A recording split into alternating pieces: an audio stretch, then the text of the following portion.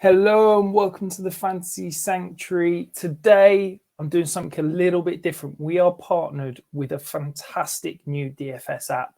It's called the Fantasy Gameday.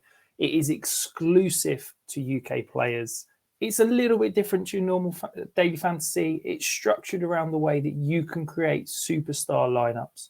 If you use the code TFS23, that's TFS23, as in the Fantasy Sanctuary 23, you will receive a free second entry onto the app once you submit that first lineup.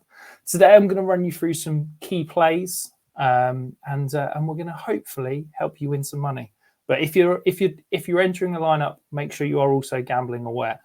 The best thing about Fantasy Gameday app is it is the captain pick. To me, I think it's fantastic. It enables you to really attack one high-priced player that gets double points, and it's exciting because you get to pick some real studs into that lineup. So, two players that I'm looking at: Josh Jacobs. He's not had the most phenomenal start to the year, averaging only just over 15 points per game after a breakout year last year.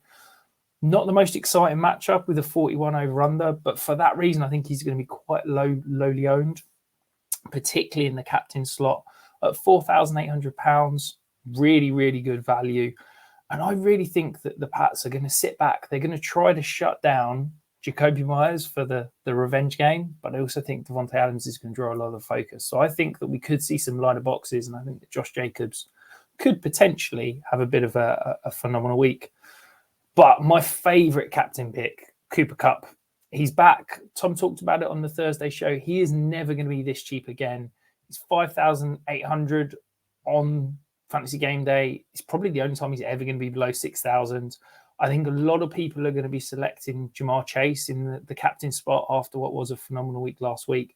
If you want to get a little bit different, I think Kupp is a really nice player to attack. Nice, healthy over-under. You can see 48.5. Almost scored 20 points last week. If you're getting 40 plus points from your captain pick, that's a really nice slot to go. We're going to move across to the quarterbacks. Two players that I'm targeting. I think the thing with Fantasy Gameday is that you can spend up and achieve a lot of studs in your lineup if you've got one or two kind of enablers. But I quite like a nice balanced roster. You can see I'm not going with the high-priced quarterbacks here. Trevor Lawrence at £5,400. Nice matchup against Indianapolis. He's 6 rushing attempts a game is really impressive. And also it gives you some interesting stack options. You've got Calvin Ridley, you've got Christian Kirk, you've got Evan Ingram even. Some nice places there. And then the other guy I'm looking at, Geno Smith. Really interesting matchup against the Bengals. I think this has got sneaky upside, sneaky blowout potential. Geno Smith off a bye week, I think through the first 4 games of the year, wasn't pushing the ball downfield. You can see on the screen there, 6.2 average depth of target. That was what he did last year. He was so good at pushing the ball downfield. I expect a big game from Tyler Lockett. I think DK Metcalf could be a sneaky play as well. And yeah, plenty of stack options. Maybe even you can take a flyer on Jackson Smith and Jigba. At the running back, now Donta Foreman, okay?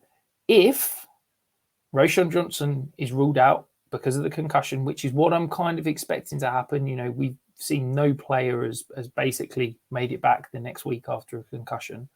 Donta Foreman is an absolute must start.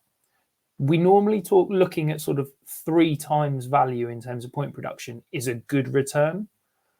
Donta Foreman's got the chance, priced at £2,200, to be like a 5-6 time return easily. He is a player that should be in every lineup. If Roshan Johnson is inactive, I think Donta Foreman could get an awful lot of work in what could be quite a run-heavy attack there. And then the other guy, Joe Mixon, he's been solid, but he's not had those massive blowout weeks. As I said, I like this Cincy-Seattle matchup. He's priced down at 3,800. I also think that Jamar Chase, we caught a deep ball last week. Joe Burrow's now got 2 completions over 20 yards. Maybe that is going to help keep that second safety out the box and maybe open up some lighter boxes for Mixon to go and run. So, yeah, 2 guys there that I'm definitely attacking in lineups this week. 2 slightly cheaper options again at wide receiver. I talked about Trevor Lawrence earlier. I'm loving stacking him with Calvin Ridley. I think that we saw last week that chemistry is starting to come up. He's the one that gets the high-value touches in this offense. You can see A.dot of over 12. I think he's got real potential to be another blowout week and really reasonably priced at 3,600. And then my value wide receiver player of the week, I talked about a couple of enablers that I think open up the lineup to being stud filled. Josh Downs, love him being paired with Gardner Minshew. We've seen whenever Gardner Minshew has played, Josh Downs has produced. You're running routes at over 80% of the time, despite being basically a slot-only option. 2,600, it opens up so many options if you can get a player like Josh Downs into your lineup. And yeah, I think 10, 15 points is a reasonable return for Josh Downs without breaking too much of a sweat. Tight end, the value at tight end is all over the place this week. There's some really, stud players that are priced down. You look at George Kittle, still at 3,200. He's had 2 phenomenal weeks. He's had 3 awful weeks. Who knows if this is going to be one of those weeks? It is a really tough matchup against Cleveland, but 70+% touchdown rate. He's the kind of guy that catches 2 passes, scores 2 touchdowns, as you saw last week, and can have a phenomenal week. So, yeah, it's a risk, definitely George Kittle, but he's a player that I'm eyeing up, shall we say, at this point. Dalton Schultz is my bargain basement tight end. I think 2,400. He's averaging 9 points per game.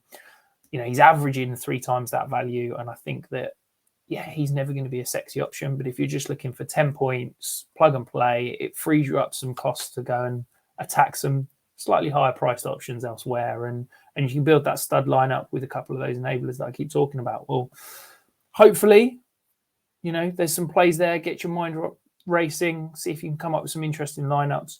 As I said, download the Fantasy Gameday app. UK players only. Use the code TFS23 and you'll get a free second entry.